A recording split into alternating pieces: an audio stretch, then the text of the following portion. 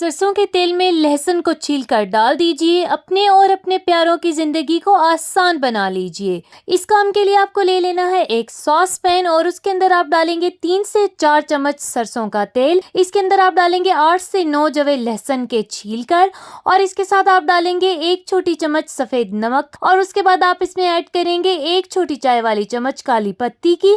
इन सब चीजों को डालने के बाद आप इस पैन को जलते हुए चूल्हे पर रखेंगे। याद रखिएगा आपने ये सब चीजें पहले डालनी है और उसके बाद आपने इसको चूल्हे पर रख लेना है। आपने इस लहसुन को बिल्कुल गोल्डन नहीं करना, हल्का सा पका लेना है ताकि कोई भी चीज जल ना जाए। बिल्कुल हल्की आंच पर 3 से 4 मिनट पकने के बाद आप चूल्हे को बंद कर लीजिए और इसको छान कर अलग रख दे ताकि ये थोड़ा सा ठंडा हो जाए। तैयार होने के बाद ये कुछ इस तरह का दिखेगा। इसके बाद आप ले लेंगे थोड़ी सी रुई जिसको आप रख देंगे इस ऑयल के अंदर जो आपने अभी तैयार किया था। इसके बाद आप इसको जला देंगे। इसके अंदर से उठने वाला धुआं ना सिर्फ आपको और आपके प्यारों को मच्छरों से